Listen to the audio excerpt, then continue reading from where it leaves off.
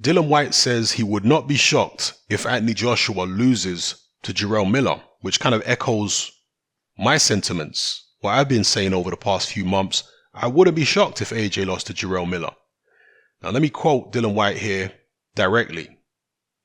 He says, I wouldn't be surprised if he does beat Joshua. Joshua has got very gun shy, and if Miller can absorb his punishment early and bring it to him late in the fight, then I wouldn't be surprised if Miller does beat him. I wouldn't be shocked, I wouldn't be surprised at all if Miller beat him. If AJ loses, I'll still fight him because it's personal with me and him.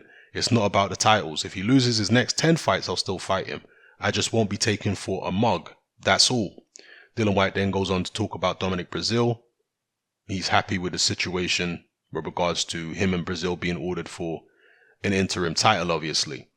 So yeah, that's the opinion of Dillian Whyte. Now, Dillian Whyte knows his boxing. Dillian Whyte is no mug. He's definitely not a mug, I tell you that. Dillian Whyte is a very intelligent man. Do not let his broken English Jamaican accent fool you.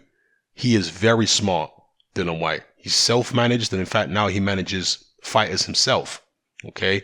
To go from small hall shows and having basically no promoter to becoming the third biggest heavyweight star in the UK and a pay-per-view headliner.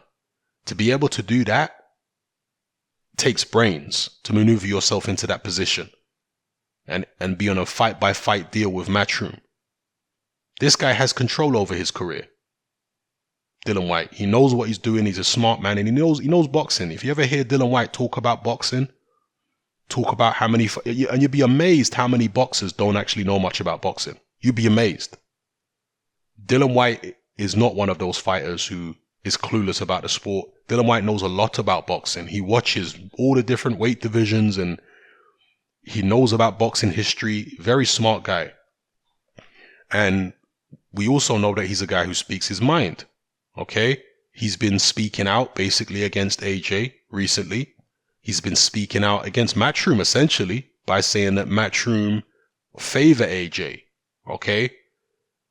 So for him to turn around and say, actually, Jarrell Miller has a decent chance against Joshua, it kind of contradicts what he said previously, because Dillian Whyte did say that this is a rubbish fight, it's an easy touch, and Jarrell Miller's, terrible. But now he's turning around and saying, actually, I wouldn't be surprised if Jarrell Miller beat AJ, because, yeah, Dillian Whyte sometimes might say things impulsively, but he knows boxing.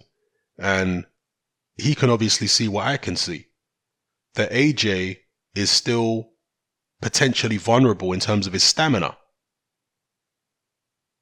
So if Miller can get through the early onslaught and isn't intimidated by AJ's power, and if he can do to AJ, if he can apply the kind of pressure to AJ that he applied to Mario Squack and to Johan Duopa, he can give AJ a lot of problems and potentially take him into deep water and drown him.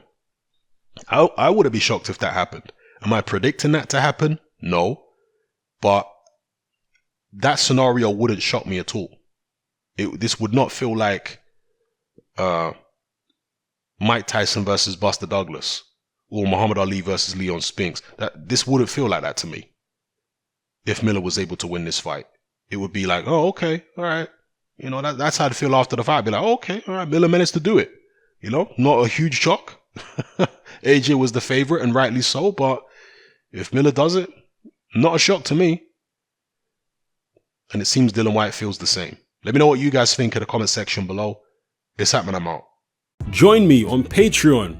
I upload a minimum of 2 podcasts every single week, covering a wide variety of controversial topics, as well as live stream Q&A sessions. Take a look on screen right now at some of the podcasts I've produced so far. For just $3 a month, the equivalent of about £2 a month, you get access to all my new podcasts and my entire back catalogue of past podcasts, including my popular Confessions of a Nightclub Bouncer series. You can listen on your computer or on your smartphone or tablet by downloading the Patreon app from the Google Play Store or the App Store for free. The Patreon app also allows you to download each podcast in MP3. For less than the price of a cup of coffee, you get access to dozens of hours of exclusive content.